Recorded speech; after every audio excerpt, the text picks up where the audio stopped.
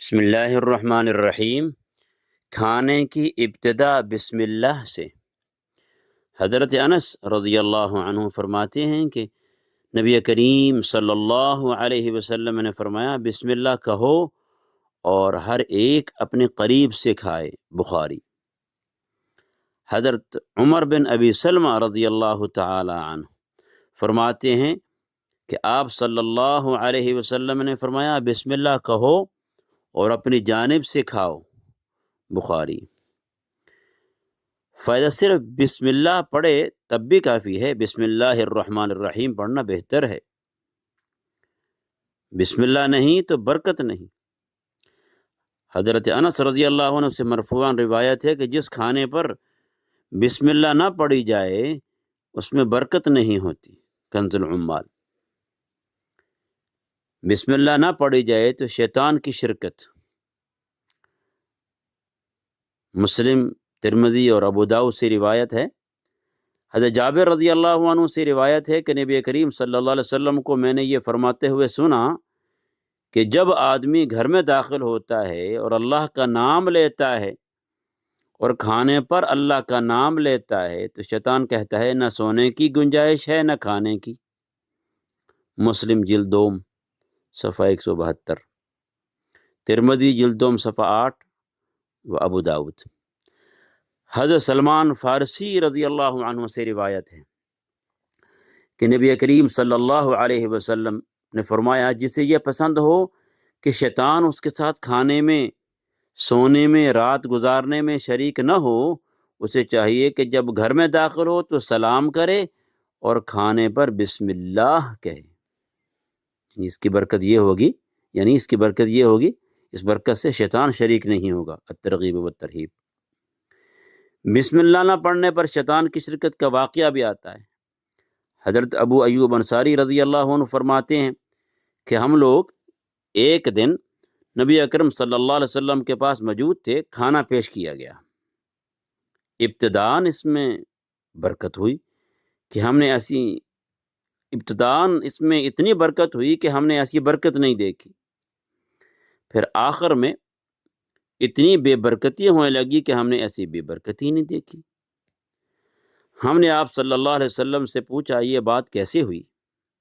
آپ صلی اللہ علیہ وسلم نے فرمایا ہم لوگ بیٹھے تھے تو بسم اللہ پڑھ چکے تھے، پھر بعد میں ایک شخص شریک ہوا جس نے بسم اللہ نہیں کہا، پس شیطان اس کے ساتھ کھانے لگا، یعنی اس کی وجہ سے بے برکتی ہو گئی۔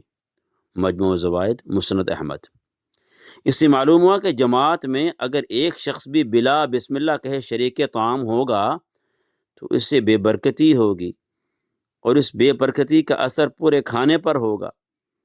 آج یہ سنت سستی و غفلت اور بے توجہی کی وجہ سے چھوٹتی جا رہی ہے۔ کھانے کے وقت بسم اللہ پڑھنے کا خیال نہیں آتا، کھانا لگتے ہی اس پر ٹوٹ پڑتے ہیں، چنانچہ بے برکتی کا مشاہدہ آنکھوں کے سامنے ہے۔ بے برکتی کا مفہوم یہ بھی ہے کہ کھانا مفید اور معین صحت نہ بنے۔ جماعت میں بہتر یہ ہے کہ بعض ساتھی ذرا زور سے بسم اللہ کہہ لیں تاکہ دوسروں کو بھی یاد آ جائے۔ شریک طعام میں سے ہر ایک کو بسم اللہ پڑھنا چاہیے۔ عمدۃ القاری۔ شروع میں بسم اللہ بھول جائے تو جب یاد آئے تب پڑھ لے۔ حضرت جابر رضی اللہ عنہ سے روایت ہے کہ نبی کریم صلی اللہ علیہ وسلم نے فرمایا بسم اللہ کہنا شروع کھانے میں بھول جاؤ تو بعد میں پڑھ لو۔ مجموع الزوائد۔ جب شروع میں بھول جائے تو بعد میں کیا پڑھے؟ حضرت عائشہ رضی اللہ تعالی عنہ فرماتی ہیں کہ آپ صلی اللہ علیہ وسلم نے فرمایا اگر بسم اللہ پڑھنا شروع میں بھول جائے تو وہ بسم اللہ اولہ و آخرہ پڑھ لے، یعنی جب یاد آئے۔ خیال رہے کہ یہ کھانے کے متعلق ہے، شروع میں بھول جائے تو کھانے کے دوران جب بھی یاد آئے تو یہ پڑھ لے۔ وضو کے شروع میں بھی بسم اللہ سنت ہے۔ شروع میں یہاں بھول جائے تو بعد میں یہاں سنت نہیں، بخلاف کھانے کے کہ وہاں دوران کھانا اس میں سنت ہے۔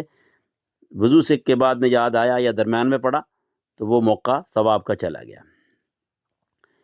بسم اللہ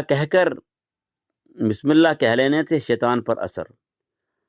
حضرت امیہ بن محشی رضی اللہ تعالیٰ عنہ فرماتے ہیں کہ رسول اللہ صلی اللہ علیہ وسلم نے ایک شخص کو کھاتا ہوا دیکھا اور اس نے بسم اللہ یعنی شروع میں نہیں پڑھا تھا، پھر بعد میں اس نے بسم اللہ اولہ و آخرہ پڑھ لیا، تو آپ صلی اللہ علیہ وسلم نے اس کے متعلق فرمایا کہ شیطان اس کے ساتھ کھانا کھاتا رہا، جب اس نے بسم اللہ پڑھا تو شیطان نے وہ کھانا سارا ادھر اگل دیا اور اس کے پیٹ میں کچھ بھی باقی نہ رہا۔